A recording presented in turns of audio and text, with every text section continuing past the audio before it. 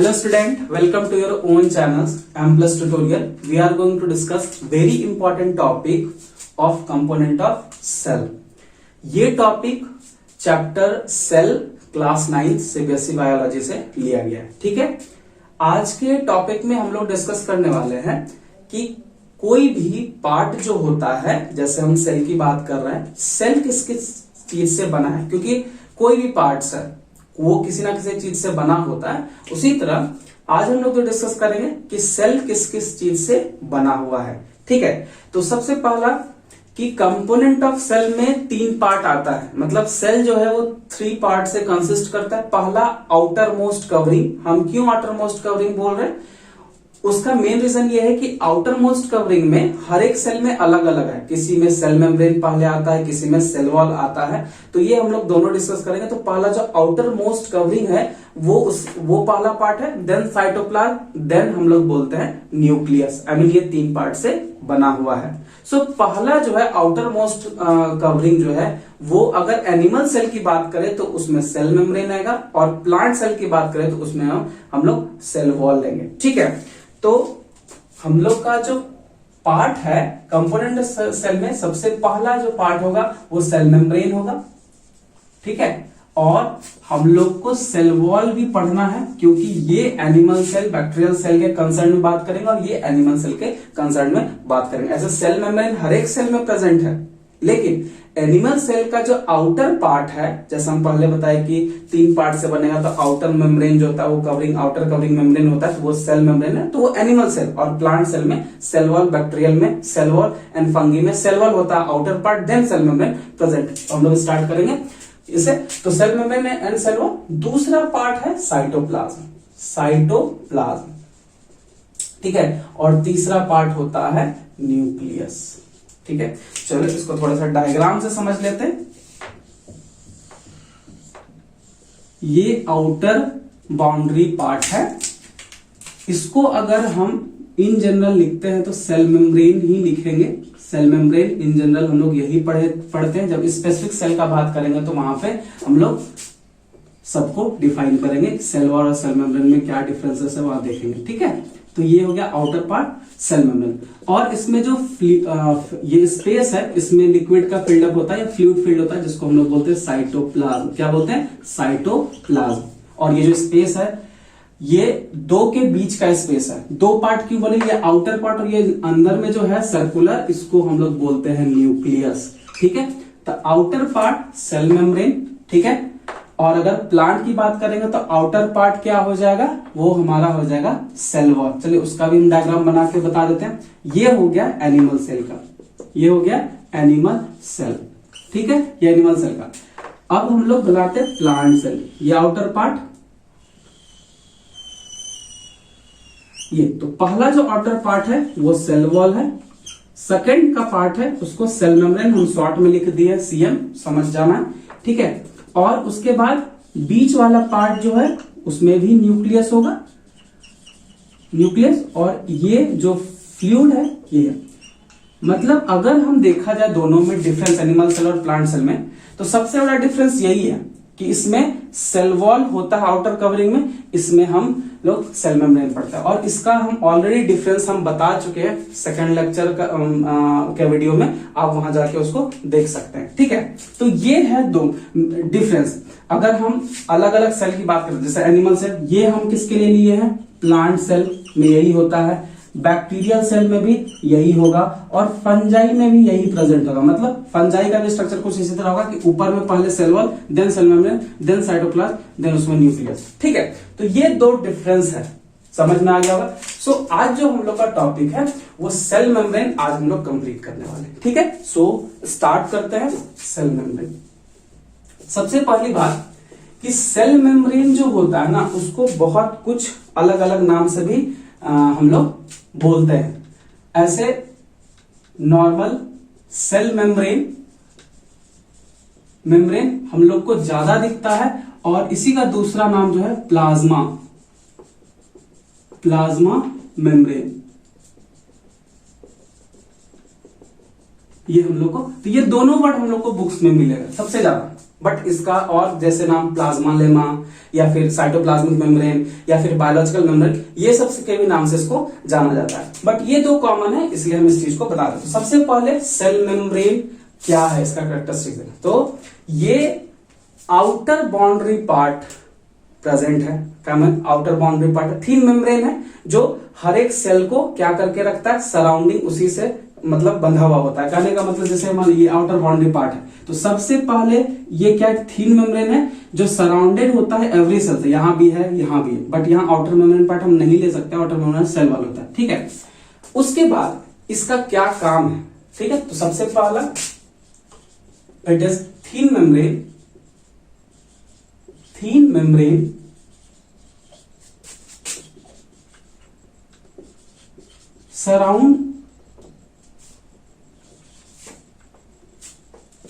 surround every living cell, every living cell, every living cell, ये है। अब यहां लिविंग सेल आया है, तो लिविंग सेल में कौन कौन सा आ सकता है, ठीक है। तो इट इज प्रेजेंट, मतलब लिविंग सेल कौन कौन सा लिविंग सेल है ये जानना है। तो it is present in all prokaryotic and eukaryotic cell, all prokaryotic या यूकैरियोटिक या फिर प्रोकैरियोटिक एंड यूकैरियोटिक, दोनों में है। अब ये प्रोकैरियोटिक और यूकैरियोटिक में पूरा लिविंग वर्ल्ड आ गया, चाहे वो एनिमल हो, प्लांट हो या माइक्रोब हो। तो कहीं कहीं पे ये प्रेजेंट होता है, जैसे लिखता है कि एनिमल सेल में प्रेजेंट है, प्लांट सेल में प्रेजेंट है और माइक्रोब्स में भी प्रेजेंट है, तो वो भी हम लोग उसको लिख सकते हैं और ये भी लिख सकते हैं, ठीक है। और इसके बारे में अगर आप लोग को जानना है तो सेकंड लेक्चर का वीडियो देख लीजिएगा, वहां पे हम डिफरेंस में इसको बताएं और अच्छे से बताएं, ठीक है। तो वहां पे उसके बाद नेक्स्ट जो है इसका काम क्या है, सेल मेम्ब्रेन का क्या काम है, इट सेपरेट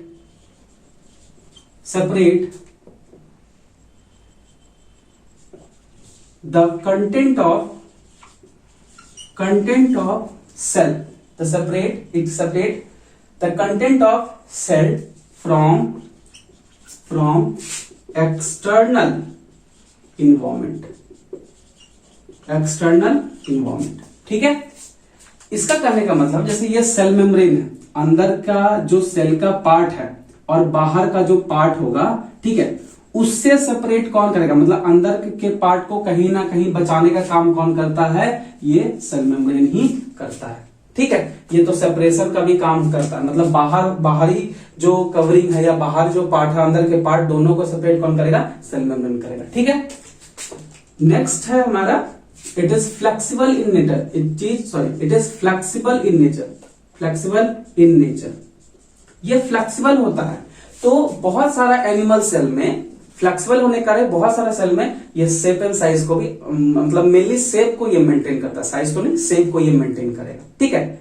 ये चीज है, जैसे अमीबा का इरेगुलर शेप इसी के फ्लेक्सिबिलिटी के कारण होता है, पैरामीशियम का शेप अलग है, सब यूनिसेलर मोस्टली है, जो एनिमल को रिप्रेजेंट करता है कहीं ना कहीं उसका शेप जो होता है ये सेल मेम्ब्रेन ही डिसाइड करता है, क्योंकि वो फ्लेक्सिबल नेचर का होता है। अब इसका जो मेन पार्ट है, इट कंसिस्ट ऑफ, ठीक है, जो सेल मेम्ब्रेन है वो भी किसी ना किसी मॉलिक्यूल का बना है।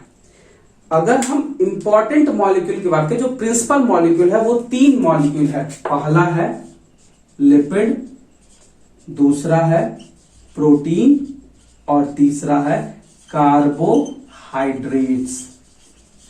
बट आपको सबसे ज्यादा लिपिड और प्रोटीन जो है वो मिलेगा, ठीक है, आपके क्लास से अकॉर्डिंग, बट कार्बोहाइड्रेट भी प्रेजेंट है। अब जैसे लिपिड है, प्रोटीन है, ये मेनली है, प्रिंसिपल है, कार्बोहाइड्रेट भी है क्योंकि ये भी प्रेजेंट होता है। अगर हम अरेंजमेंट की बात करें तो हम लोग को 2 चीज है कि लिपिड किस फॉर्म में रहता है, तो बायलेयर्ड के फॉर्म में रहता है, समझाते हैं, और प्रोटीन समझिएगा कैसे।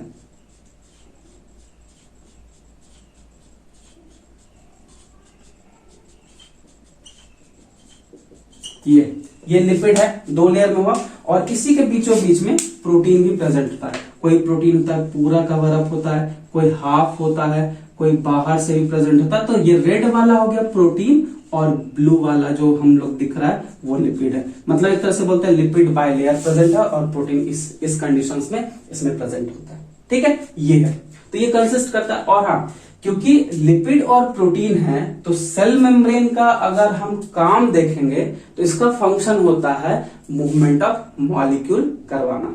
बाहर से कोई चीज अंदर जाना है तो कौन कराएगा? Cell membrane. सेल मेम्ब्रेन में कौन कराएगा? तो प्रोटीन ही हेल्प करता है। तो एक तरह से सेल मेम्ब्रेन का ये भी काम है to allow the substance of entry and exit. मतलब बाहर से अंदर आना है, अंदर से बाहर जाना है, उसके लिए कौन रिस्पॉन्सिबल है? तो सेल मेम्ब्रेन रिस्पॉन्सिबल है। ठीक है, आगे हम लोग ये भी डिस्कस करेंगे। तो ये इसका कैरेक्टरिस्टिक्स है। ठीक है, अब सेल मेम्ब्रेन को हम लोग सेलेक्टिवली परमेबल मेम्ब्रेन भी बोलते हैं। क्यों? ये हम लोग आगे देखते हैं। ठीक है, यहां तक समझ में आ गया होगा।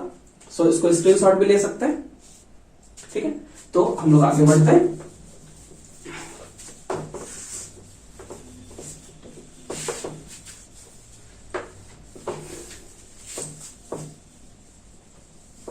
ठीक है, इसका जो हम बताया कि इसका जो प्रॉपर्टी है, हम क्या बताए थे कि ये सेलेक्टिवली परमेबल मेम्ब्रेन होता है। मतलब कहने का कि कोई भी सेल है, ये न्यूक्लियस, ये साइटोप्लाज्म, कोई भी सेल है तो बाहर से कुछ भी अंदर जाना है या अंदर से कुछ भी, मान लीजिए बाहर से अंदर जा रहा है, तो जो जरूरत है, जैसे हम बात करें कि एयर का, सपोज मान लिया जाए कि अंदर में ऑक्सीजन का जरूरत है और एयर में तो ऑक्सीजन है नहीं, क्या है? CO2 भी है, O2 भी है। लेकिन अंदर में कौन इनसाइड सेल क्या जरूरत है? ऑक्सीजन को। तो ये ऑक्सीजन को ही लेके जाएगा। लेकिन सबसे बड़ा सवाल है कि ऑक्सीजन को ही क्यों लेके जाएगा? क्योंकि ये सेल मेम्ब्रेन का फंक्शनिंग है। सेल मेम्ब्रेन ही उसको अलाउ करेगा और वो सिलेक्टेड चीज को अलाउ करता है। जिसका जरूरत है जाएगा, जिसका जरूरत है वो नहीं जाना है, सॉरी, जिसका जरूरत नहीं है वो नहीं जाएगा। और उसी तरह कुछ भी चीज अंदर में है जो वेस्ट है या बाहर निकलना, उसी को बाहर निकलने देगा। इसी प्रॉपर्टी को बोलते हैं सेलेक्टिवली परमिएबल मेम्ब्रेन। तो ये बहुत इंपॉर्टेंट है और इसी प्रॉपर्टी के बेसिस पे सेल मेम्ब्रेन का काम होता है क्या? मूवमेंट ऑफ मॉलिक्यूल करवाना। और जो मूवमेंट ऑफ मॉलिक्यूल है वो दो प्रोसेस होता है, वो हम लोग आगे देखेंगे। ठीक है, तो it act as a selectively permeable membrane to allow the entry, इसको बोलते हैं इंडोसाइटोसिस। ये क्या है ये भी हम आगे डिस्कस करेंगे। एंड एंट्री एंड एग्जिट, तो इसको बोलते हैं exocytosis. Exocytosis, the entry and exit to substance।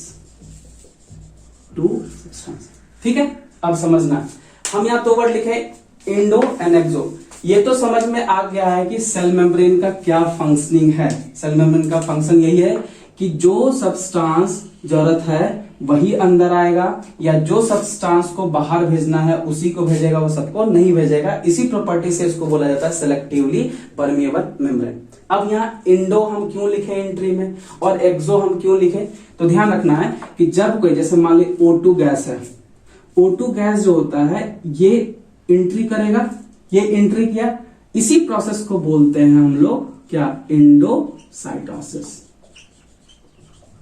ठीक है, और सपोज दैट अंदर में क्या है? CO2 ज्यादा है, उसको बाहर भेजना है, CO2 बाहर ज्यादा है, बाहर भेजना है, तो ऐसे प्रोसेस को बोलते हैं एक्सोसाइटोसिस। मतलब कि अगर एंट्री हुआ तो कोई ना कोई प्रोसेस कहलाएगा, तो वो कहलाता है क्या? इंडोसाइटोसिस। तो ऐसे भी हम लोग बोल सकते हैं कि सब्सटेंस एंट्री, या फिर बोल सकते हैं inside cell by the cell membrane, this process is known as endocytosis. And अगर वो बाहर निकलता है तो एक्सोसाइटोसिस। ये समझ में आ गया होगा। तो ये इसी तरह है, ये सेल मेम्ब्रेन है, ये सेल मेम्ब्रेन का फंक्शन है, और बीच में ये क्या है? न्यूक्लियस और साइटोप्लाज्म। ठीक है, तो ये समझ में आ गया।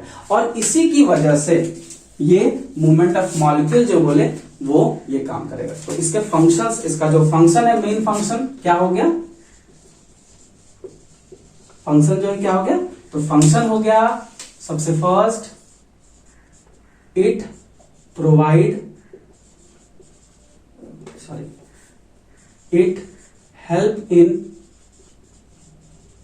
movement of molecule, it help in movement molecule, ठीक है।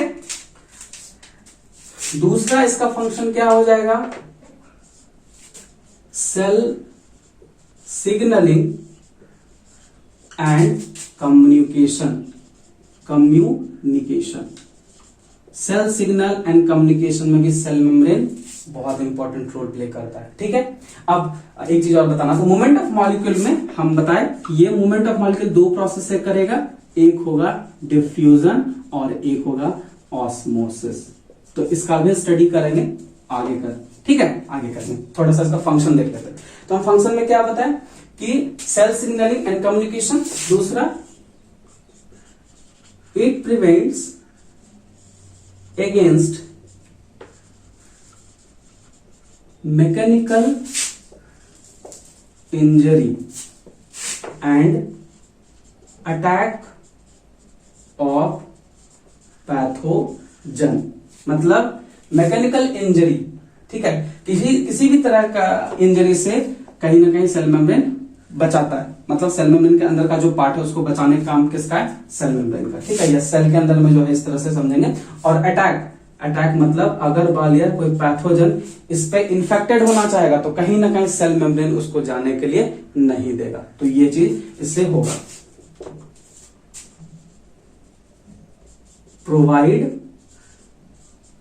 शेप, ठीक है, प्रोवाइड शेप, हम अभी जस्ट बताए थे कि सेल मेम्ब्रेन का फ्लेक्सिबल होने के कारण ये जो है उसको शेप भी प्रोवाइड करता है, ये है सेल मेम्ब्रेन, ठीक है, समझ में आ गया। अब हम लोग आगे जो डिस्कस करने वाले हैं आज, ये जो मूवमेंट ऑफ मॉलिक्यूल होगा ये दो प्रोसेस से होगा, डिफ्यूजन एंड ऑस्मोसिस। तो ये दो प्रोसेस क्या है इसके बारे में हम लोग आगे डिस्कस करेंगे, ठीक है, यही है। तो इसको स्क्रीनशॉट ले सकते हैं। तो हम लोग आगे बढ़ते हैं कि ये क्या है, ठीक है।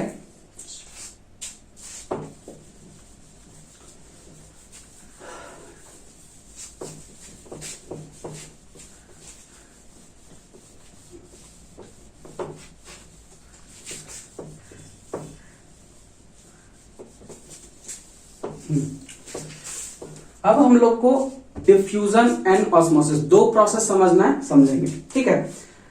डिफ्यूजन जो होता है ये बहुत ही रैंडम प्रोसेस है, ठीक है, इसका डेफिनेशन समझते हैं। इट इज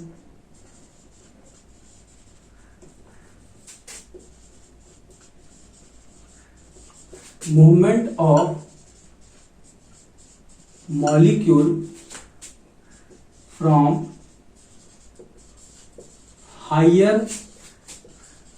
concentration to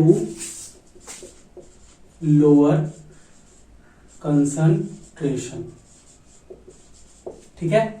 इस प्रोसेस को क्या बोलेंगे, डिफ्यूजन। अच्छा, डिफ्यूजन यहां पे नहीं लिखा है, इसको लिख देते हैं, ये डिफ्यूजन का प्रोसेस है, ठीक है, इसी को बोलते हैं डिफ्यूजन। मतलब कोई भी चीज हायर कंसंट्रेशन से लोअर की तरफ जाता है तो इसको हम लोग बोलेंगे डिफ्यूजन। एग्जांपल, जैसे मान लिया जाए ये एक सेल है, इसमें बहुत ज्यादा पानी भरा हुआ है, और ये एक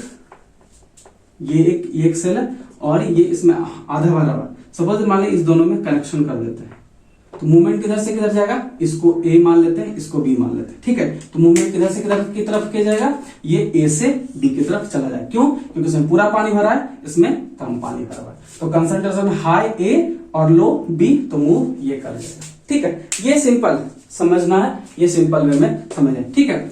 लेकिन डिफ्यूजन होने के लिए रिक्वायर्ड चाहिए मीडियम का, तो क्या होगा, इस तरह से रिक्वायर्ड मीडियम। कौन कौन medium, gas, liquid and solid, ये तीनों मीडियम में काम करने वाला प्रोसेस है, ठीक है। अब एग्जांपल समझते हैं, क्योंकि अगर हम डिफ्यूजन की बात करें और अगर फास्ट मूवमेंट की बात करें तो गैस के केस में ज्यादा होगा, लिक्विड उससे कम होगा, सॉलिड उससे कम होगा। ठीक है, अब एग्जांपल, हम लोग पूजा करते हैं तो अगरबत्ती जलाते हैं। ठीक है, हम लोग अगरबत्ती को कहीं रूम के कॉर्नर पे रख देंगे, वो तुरंत पूरे रूम में फैल जाएगा, तो ये डिफ्यूजन है। ठीक है, पानी किसी भी फर्श पे या किसी भी जगह पे पानी को हम थोड़ा सा वहां पे उड़ेल देंगे तो पानी धीरे धीरे फैलना स्टार्ट, वो तो मूवमेंट है, वो लिक्विड का मूवमेंट है, तो जहां पे पानी गिरा है वहां पे ज्यादा है, जहां नहीं है वो उधर की तरफ फैलेगा। ठीक है, और एक और चीज जो बहुत इंपॉर्टेंट है, डिफ्यूजन हो, डिफ्यूजन के प्रोसेस में चाहे पानी का हो, चाहे हमारा गैस हो या सॉलिड हो, ये हमेशा रैंडम मूवमेंट शो करता है, कभी भी डायरेक्शनल नहीं होगा। ठीक है, ये ध्यान रखना। ऐसा थोड़ा है कि हम कहीं पे भी अगर अगरबत्ती मान लिया जाए, हम बीच में जला दे, सेंटर पे, रूम के सेंटर पे, तो क्या वो पूरे जगह पे नहीं फैलेगा? फैलेगा। किसी कॉर्नर में रख दे तो फैलेगा। पानी भी कहीं गिराते जले थोड़े कि एक वो डायरेक्शन में लगता नहीं, तो ये जो है रैंडम प्रोसेस है। तो हम लोग दूसरा लिख सकते हैं, सॉरी, ये है random process and slow process है, ये फास्ट प्रोसेस नहीं है, तो इसको हम लोग स्लो प्रोसेस भी बोल सकते हैं। ठीक है, स्लो एंड रैंडम प्रोसेस, कोई डायरेक्शन इसमें नहीं होता है। ठीक है, ये चीज है, तो ये ध्यान रखना, ये तीन बहुत इंपॉर्टेंट पॉइंट है। अब हम लोग आते हैं किसमें? ऑस्मोसिस में। ऑस्मोसिस और डिफ्यूजन का प्रोसेस ऑलमोस्ट सेम है, बट थोड़ा सा डिफरेंस है, वो क्या हम लोग देखते हैं आगे। तो ये हो गया डिफ्यूजन, अब हम लोग का है ऑस्मोसिस। ठीक है, इसमें क्या होता है कि जो मॉलिक्यूल का मूवमेंट होगा, लेकिन यहां पे कौन सा मॉलिक्यूल, यहां तो तीनों है, तीनों में हो जाएगा, गैस में, लिक्विड, सॉलिड, लेकिन यहां पे सिर्फ और सिर्फ फ्लूइड या लिक्विड में, मतलब वाटर में, एक तरह से बोल सकते हैं। तो हम लोग इसका डिफिनेशन लिखेंगे, movement of water from higher concentration to lower concentration। अब यहां पे जो चेंज है वो अब हम लोग समझेंगे। सबसे पहले वाटर, यहां भी हाई टू लो ही जा रहा है कंसंट्रेशन, वाटर का मूवमेंट। यहां सबसे पहले स्पेशली क्या हो गया? वाटर मतलब लिक्विड, यहां पे तीनों था। ठीक है, तो डिफरेंस अगर लिखना होगा तो हम लोग ये भी लिख सकते हैं, लेकिन यहां पे एक और इंपॉर्टेंट चीज चाहिए, वो है थ्रू सेलेक्टिवली परमिएबल मेम्ब्रेन। मतलब कि यहां पे एक चीज देखा जाए, अगर हम बात करेंगे तो यही डिफरेंस है। देखा जाए तो डिफ्यूजन में किसी भी मेम्ब्रेन का, परमिएबिलिटी मेम्ब्रेन का जरूरत नहीं पड़ेगा, बट यहां पे सिलेक्टिव परमिएबल मेम्ब्रेन का जरूरत पड़ेगा, क्योंकि उसी के थ्रू ये होगा। तो जिस प्रोसेस में, पहला जिस प्रोसेस में, क्योंकि लिक्विड तो दोनों के केस में आ रहा है, तो मान लीजिए आपके सामने दो कोई ऑब्जर्वेशन करने के लिए कंटेनर रख दे, दो कंटेनर, दोनों में वाटर का मूवमेंट हो रहा है फ्रॉम हायर टू लोअर। कैसे पता करेंगे कि दोनों का जो सिस्टम है, दोनों जो मूवमेंट कर रहा है वो कैसे कर रहा है, वो डिफ्यूजन या ऑस्मोसिस से क्या है? तो ध्यान रखना पड़ेगा, अगर ऑस्मोसिस हो रहा है तो ये मेम्ब्रेन जरूरत पड़ेगा, और इस अगर डिफ्यूजन हो रहा है तो मेम्ब्रेन का जरूरत नहीं पड़ता। यही सबसे मेन डिफरेंस है। ठीक है, मीडियम रिक्वायर्ड सिर्फ लिक्विड, मीडियम रिक्वायर्ड तीनों चाहिए, गैस, लिक्विड, सॉलिड। ठीक है, दूसरा परमिएबिलिटी मेम्ब्रेन इसमें नहीं चाहिए, इसमें चाहिए। ये दो डिफरेंस यहीं पे समझ में आ गया। ठीक है, नेक्स्ट जो है, जो वो भी डिफरेंस ही है, वो डिफरेंस ये है कि ये डायरेक्शनल प्रोसेस होगा, directional process and fast process, ये चीज हो सकता है। ठीक है, ये है। और अगर हम बात करेंगे मीडियम का, तो रिक्वायर्ड